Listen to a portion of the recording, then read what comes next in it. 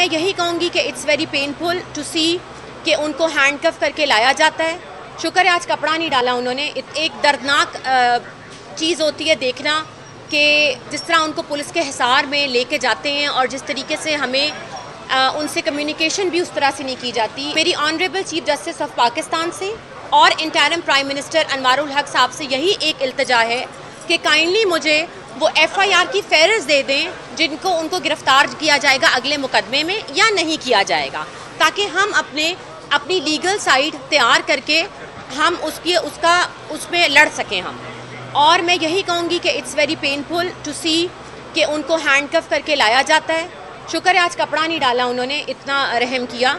लेकिन वो बहुत एक दर्दनाक चीज़ होती है देखना कि जिस तरह उनको पुलिस के हिसार में लेके जाते हैं और जिस तरीके से हमें उनसे कम्युनिकेशन भी उस तरह से नहीं की जाती। तो मेरा यही है कि हमें लिस्ट दी जाए और जितने भी मुकदमात हैं हम उनका ज़रूर, अगर वो उनमें आपको लगता है कि वो मतलूब हैं और उन्होंने कोई जुर्म किया है तो हम उसको ज़रूर उसकी फ़ाइट करेंगे और हम अपना दिफा करेंगे। मैंने आपको पहले भी कहा है कि PTI, PDM, IPP ये मुकदमा उसका नहीं है।